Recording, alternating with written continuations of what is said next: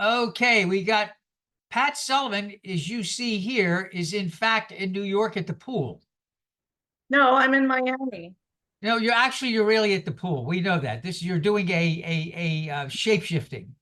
Okay, Half sure. of half of what you really see is Pat Sullivan shape shifting from her pool in New York to down here in Miami.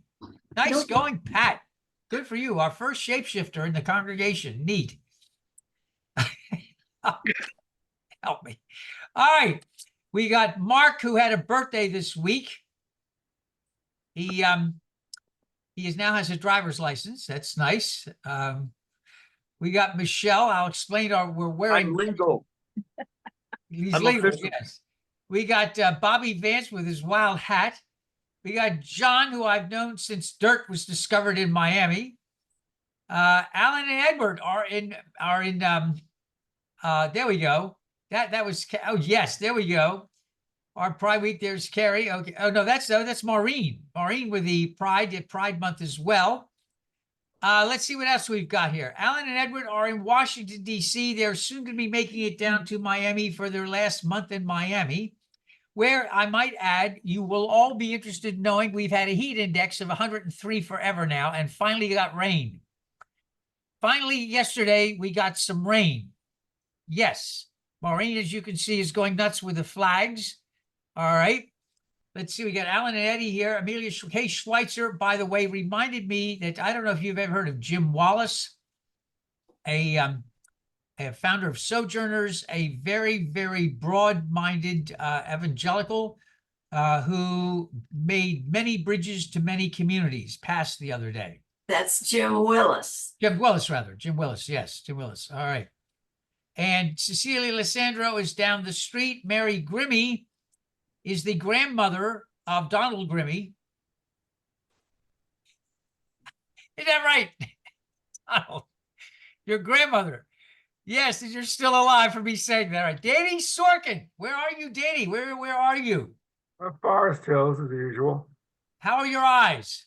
Not too bad. They're getting gradually better in the sense. One problem I had after the surgery is I often get like these burning sensations, like there was something in my eye, and it would tear up a lot, and that's more or less gone now. Okay, So good for you. Good for you. I recommended you to sit Pam Gray's cat, and everybody laughed. I said, I'm only joking, so I want you to know I was only joking when I suggested that. No. I'm only joking. I want you to know that. When I tell people who ask me why don't I have a pet, I say I find it hard enough to keep one vertebrate alive in my apartment, and that's me. So All right. My Maria Teresa had a birthday this week too. Where's the hand? There she is, right there. Had a birthday. She turned 34. happy birthday. Thank you. And let's see what we have here this morning. We got Chris Lee. Chris Lee, by the way, is from Taiwan. And Chris is with us a lot. There's Nick. Whoa, Nick, look at those glasses for Pride Week with Nick. Oh man, this is too much. We're all Chris Lee from Taiwan. I want you to know that what you're seeing nobody here is real. This is one giant hologram. Chris, I don't know how I describe this to you from Miami all the way over to Taiwan, but this is yes. And to make matters just perfect, Christopher Diaz, our polyglot. Chris, say some hellos to us in different languages very quickly.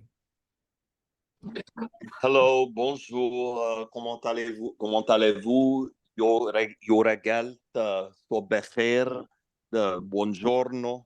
Buenos días. Buenos Buenos dias. dias.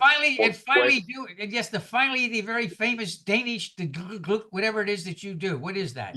It's the red berry pudding with cream. How do Simple you to say make, that? yet very. That's just lovely. Yes. All right, Sullivan girls, I hope you're happy with that. Denmark's red berry with cream. Chris Lee, if you're watching any of this and you're wondering, is this real? No, none of this is real. This is really the inside of the rabbit hole from Alice in Wonderland. We're all down here going to visit the Cheshire Cat. Yeah, this is nuts this morning. All right. So Bobby Vance is going to be leading us early on, and some comments about Juneteenth. As you recall, Bobby shared with stuff about Kwanzaa, and he brings a way of explaining things that's just really good. And Bobby, I have to share with you some total ignorance on my part. I didn't even know what Juneteenth was until Maureen Sullivan said a couple of years ago, "Why are we celebrating Juneteenth?" And it was Maureen who got the rest of us like, "Oh, wake up, Juneteenth." So we owe this to Maureen. So I just want you to know sometimes this is slow. Pam Gray, I want you to know I did my best today to get Danny Sorkin to take care of the cat. I failed miserably, but I tried. Okay. So one more time. Donald Grimmy with a mustache. Maureen and Pat Sullivan, who's shape-shifting from her pool in New York. Bobby Vance from Kissimmee. Pam Gray. Nick, I don't know how Nick did this with the glasses. We've got Michelle Latanzio and her companion, Mark, who had a birthday this week. John is from Port Orange. Our resident haikuist, Ray Roldan, is from New York as well. Let's see what we've got. Danny Sorkin from New York, Mary Grimmy, Donald Grimmy's grandmother. Cecilia Lissandro is here. Kay Schweitzer is here. Alan and Eddie are on Washington. I think they're going to be down here soon for their last month in Miami. Chris Lee from Taiwan. Cindy and Larry here, and Chris Diaz. Now, a couple of things before we begin. Stoles, you'll notice that Michelle is wearing a rainbow stole. Larry Deach has got the same kind of stole. I bought for Larry and Michelle and I the same rainbow color stoles because it really represents the kind of color and energy we have here.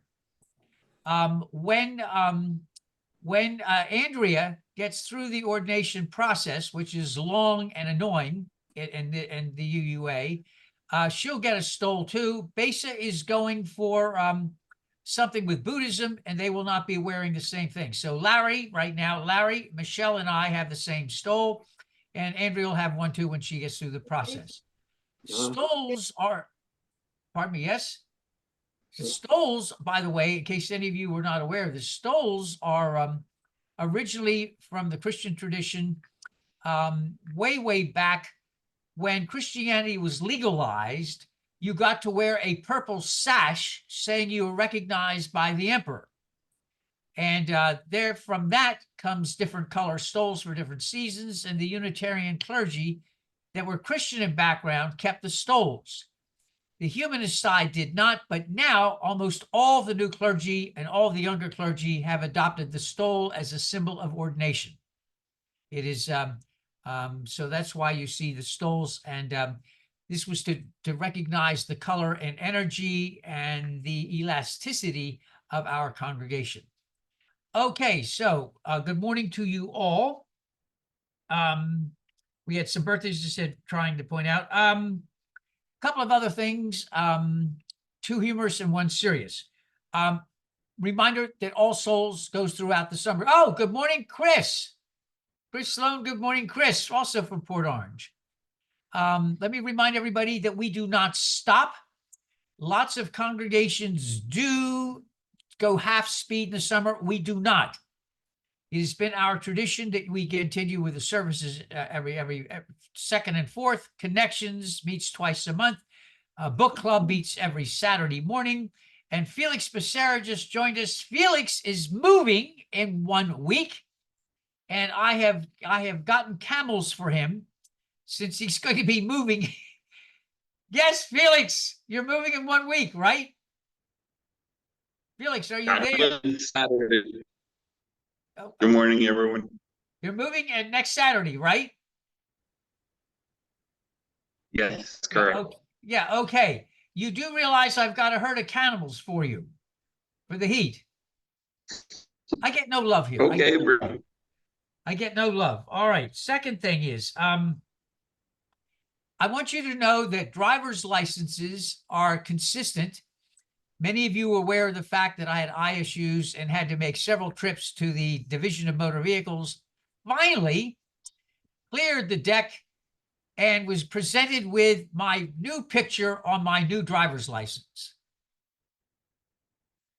You will never, ever see that picture. Let me make that very clear. You will never, ever see that picture. Ears take up the whole side of each head. Ears take up the whole side of each head. And imagine you are in 1898 in Egypt with a British archaeological expedition, and that's what I look like, dug up. Yes, I look dug up. If you're not seeing this. So if any of you have new driver's licenses, there's a whole new thing out. I'm just warning you that if you haven't gotten your picture yet, you are in for a, yes, you are. Now, finally, one last thing, seriously, let me just gently, I never mentioned money here. You know that. We're way behind in the last month in giving. And I realize things are tight for everybody. So just a reminder, if you're used to giving regularly, please don't forget us in the summertime. We had to dip into our reserve last month. We do not have an endowment. We do not have millionaires and billionaires. We have hardworking people, and we have lots of members who are barely making it each week. So this is really just to ask if you're used to giving regularly, please do remember us in your monthly giving. That's all this is. I understand that giving is tight for everybody, so I understand that. So one more time before we begin, we've got Donald Grimmy on tech, Maureen and Pat. Pat is visiting from New York. Bobby Vance will be giving us some words in a few minutes. Chris and John from Port Orange. Ray Rowland from New York. Felix, who is moving in a week. Nice time for the heat. Oh, man. Yes. Pat and Pam is here from New York, one of our resident artists. Nick is here, our WhatsApp person, and keeps us regularly in touch. Michelle and who is that with you? Who is that? It's my beloved Mark. Is that who that is? That's not your grandmother. Okay. He had a birthday this week. Christopher Diaz is here. Alan and Eddie here. Kay Schweitzer here. Cecilia's here. Mary Grimmy, grandmother of Donald, yes. Chris Diaz, Chris and Larry Deach. Chris Lee is here from Taiwan. Danny Sorkin. And by the way, I have to tell you this. You need to talk to Larry Deach sometime, and then you bump into Cindy. Cindy Deach is without a doubt one of the wildest, funniest person I've ever talked to on the phone. She is an absolute riot, and I hope you get to have a chance to get to know her more in the next year to come up. All right, where are we here? Lighting of the memorial candle. We light it with, this is really difficult. We are glad that 4 hostages were found. The 270 people who died in the process of doing this we're not glad about. 270 some innocent people died as the hostage was rescued. We light the memorial candle for gratitude. The hostages are rescued, but we also light dozens of memorial candles for those innocent people who died in the process, most of them women and children. And on that note, we light a memorial candle with deep, deep sympathy, joy mixed with heavy, heavy sadness. All right.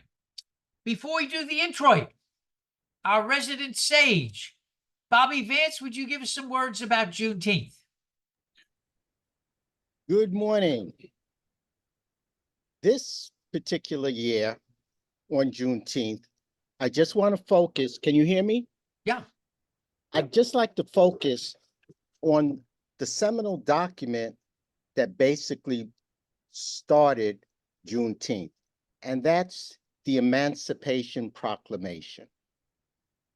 Now, today, with the younger people, many current scholars, especially those with their degrees from Google University and the College of YouTube, really malign the Emancipation Proclamation. they state that it did not free the slaves. In fact, it did not free most of the slaves. They said Abraham Lincoln's motives for the Emancipation Proclamation were purely military or purely political, or a combination of the both, not so much moralistic or altruistic.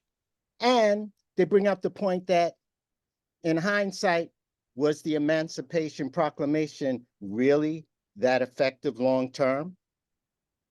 Now, my point to us today is that all of those points can be true, but it doesn't diminish the impact that this document, the Emancipation Proclamation, had not only on individuals, but to our nation as a whole. Because along with the Declaration of Independence, the Emancipation Proclamation is one of the two linchpins of America, of this nation as a whole. Now, the Declaration of Independence spoke these words: "We hold these truths to be self-evident, that all men are created equal, and they are endowed by their Creator with certain unalienable rights, among them life, liberty, and the pursuit of happiness." And I'm sure that everybody, especially all of us with our flags and our pride scarves, can agree that the words of the Declaration of Independence amplify the spirit of what this country should be. Now, the Emancipation Proclamation not only reaffirmed this spirit, but at a time when this nation was seriously about to break apart, it brought this country back together. Now, the words that and the way Martin Luther King described the Emancipation Proclamation in 1963 in Washington, he said that this momentous decree came as a great beacon hope of light to millions of Negro slaves who had been seared in the flames of withering injustice. It came as a joyous daybreak to end their long night of captivity. Now, how can anybody argue with those sentiments?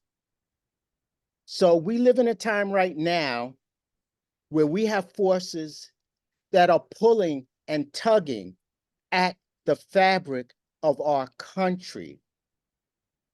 They use congressional amendments. They use Supreme Court decisions.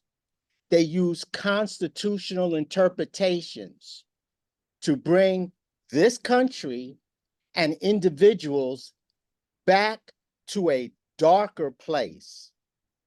But they cannot tamper with our two seminal documents, the Declaration of Independence and the Emancipation Proclamation.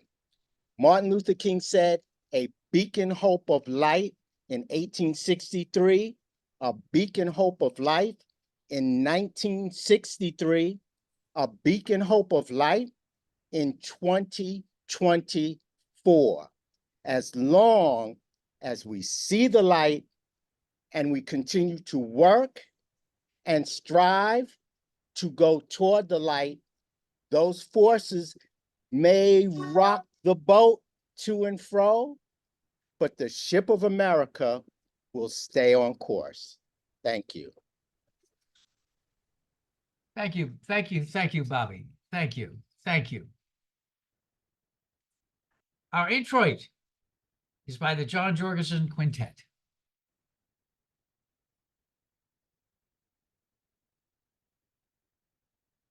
For our call to worship this morning, I ask you, for those of you who wish, would read it with me together.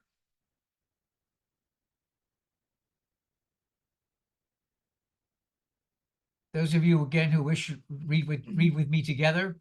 Here we engage in a holy alchemy, finding beauty in the ordinary and life in the present. Come, let us be transformed together. And a prayer for those of us who wish to read. Blessed God, ground of our being, let us remember the words of St. Francis today and all days. Lord, make me an instrument of your peace. In a world of ongoing wars, rampant hatred, and unrest, let us each be bearers of your peace far and wide. Amen.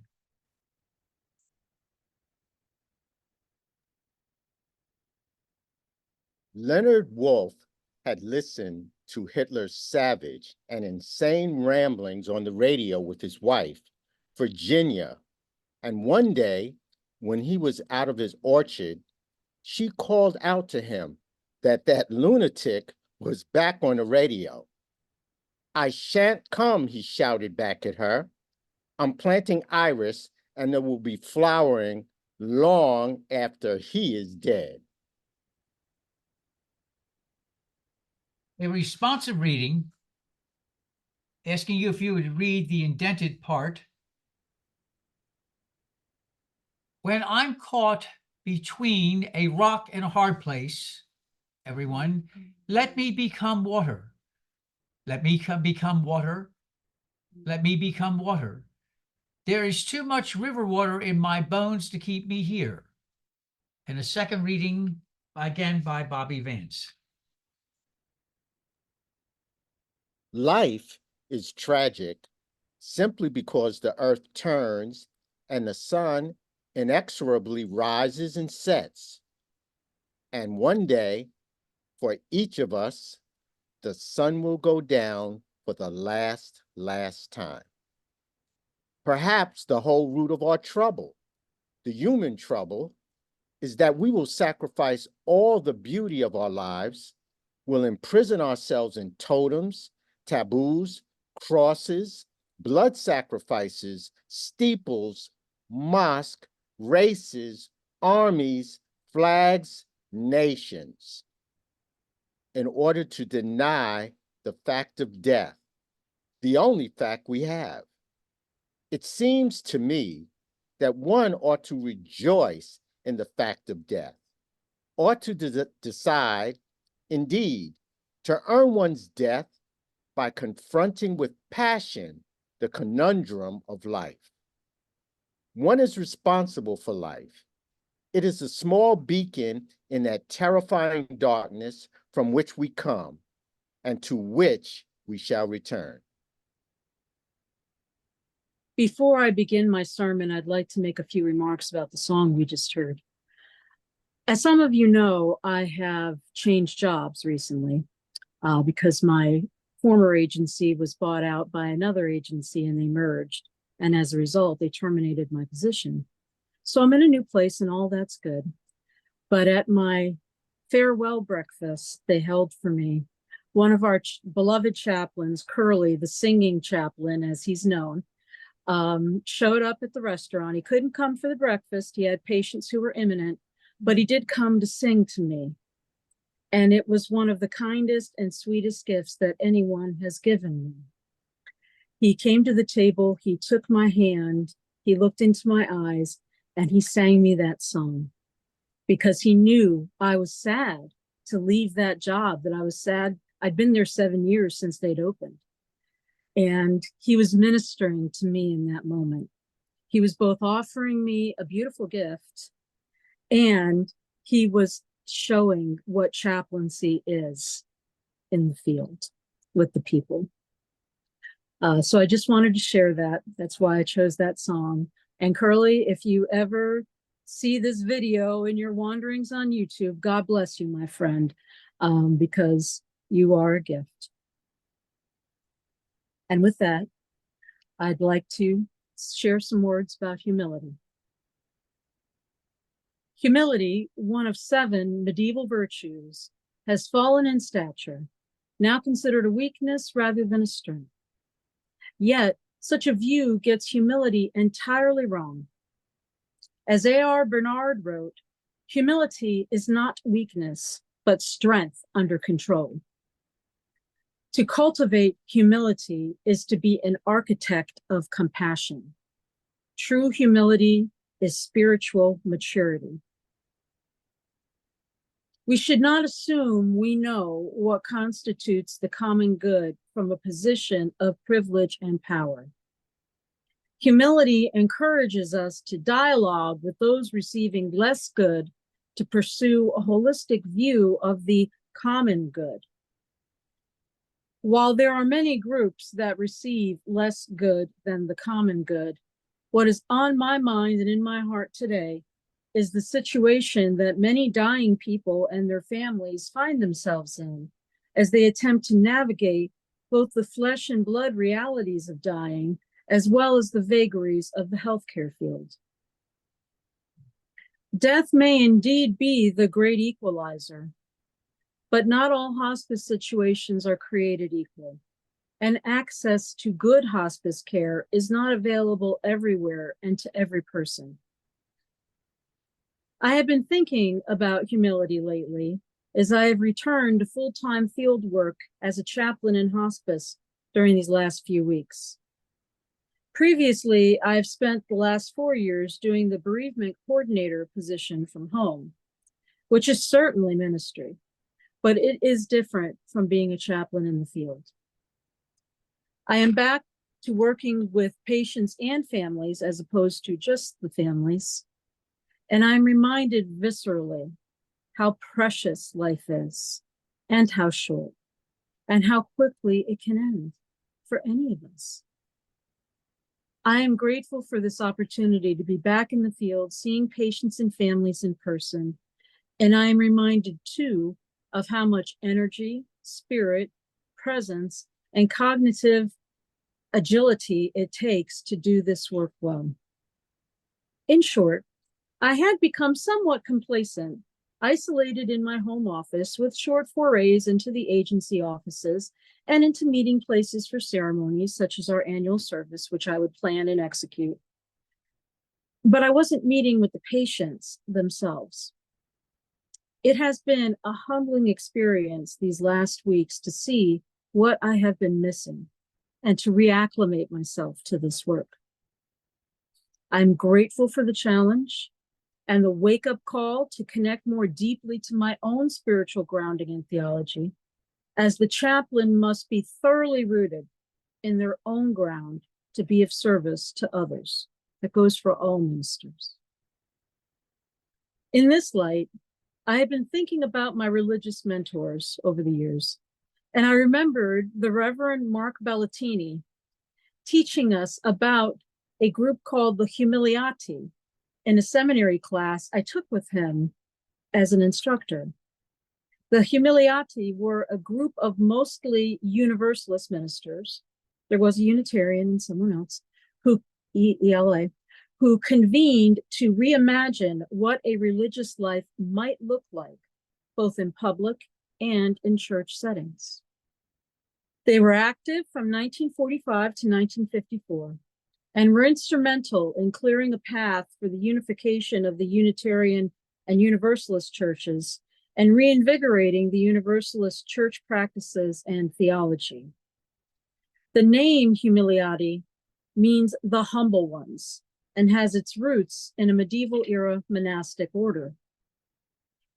Per the Dictionary of Unitarian Universalist Biography, paraphrased, they developed a theological position that they called emergent universalism, which they described as functional, naturalistic, theistic, and humanistic. They believed that ministers must foster growth and renewal of their own spirit before they could proceed with social action. They believed that people are impelled, not compelled, by the power of God to cultivate goodness and wholeness in their lives. While the Humiliati as a focus group did not last very long, not quite a decade, they did leave a legacy for future ministers and congregations, namely these items: the necessity to participate in deep, thoughtful consideration of our spiritual roots in Christianity and openness to that of other traditions, and active participation in spiritual renewal and always moving towards growth, never becoming stagnant. This is indeed a humble position, as it posits that no one person, no one set of religious beliefs, no one religious figure or way of worship is the one right and true way of being. The contemplative, self-reflecting nature of monastic traditions informed this model of ministry, and it is helping me now to root myself more deeply in religious life, both within our parish congregation, the community congregation that I serve, and my own individual life in my own connection to the divine, to God. Here, for a moment, I'd like to return to the language from the Touchstones Ministry publication I opened with. To cultivate humility is to be an architect of compassion. True humility is spiritual maturity. Hospice workers across disciplines aim to be architects of compassion, even though many probably wouldn't ascribe to that phrasing of language. We have to be patient-centered in our work, as sometimes we are the only true advocates for our patients, especially those in facilities without family and friends to fulfill the role of advocate. State guardians, of course, do their best, and it's a difficult job when the patient is nonverbal and or comatose, and yet they cannot be at every bedside every day. They have too many people under their guardianship. But we can, and we do that very thing. It takes spiritual maturity to do this work, as I was reminded of in my return to the field, shadowing my fellow hospice workers in different disciplines, including my chaplain mentor. It is a humbling experience, truly, to be fully present with dying people, especially when they are actively transitioning. It is humbling to watch a person's body shutting down its systems in real time, holding their hand, and recognizing that one's own body, my own body, will eventually do the very same things. Even more so to know with certainty, as I do from both my time in hospital chaplaincy and in hospice, that the time can come anytime, anywhere, for a staggering number of reasons, and sometimes no apparent reason. The impetus of life really is a mystery, friends, whether we think of it as the graceful marriage of cells and the wonder of science, or a divinely inspired spark of spirit.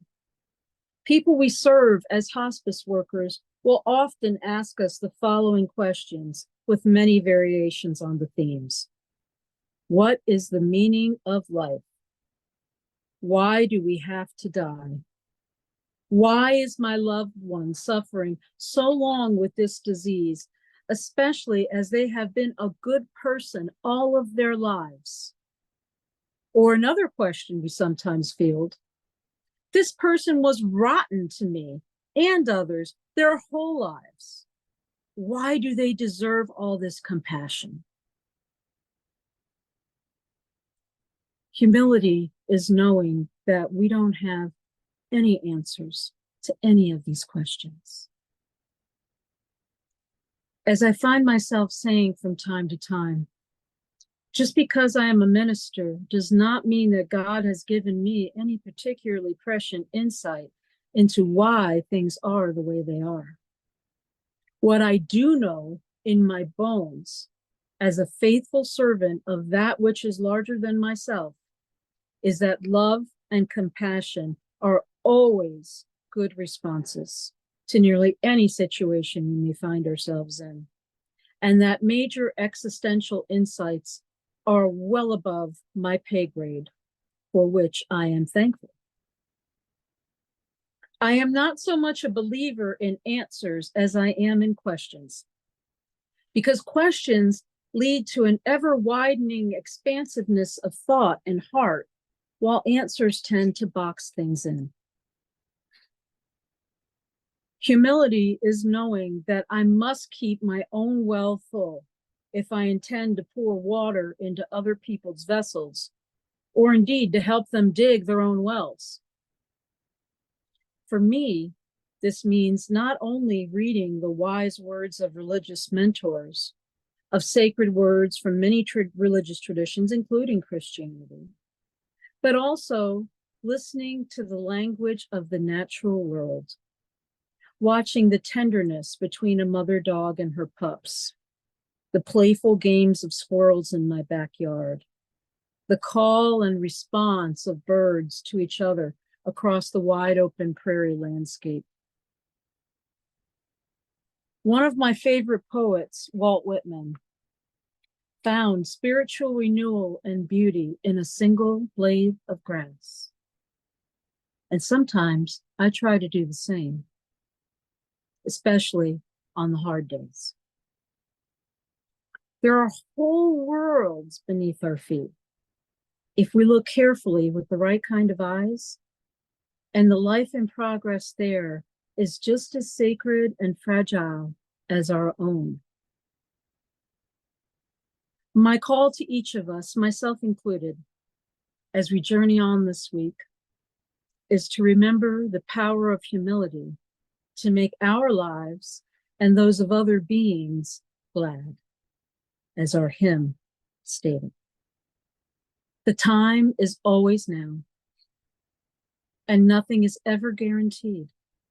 So let us stay open to wonder and to beauty and share our love and compassion everywhere and with everyone, including our own precious selves.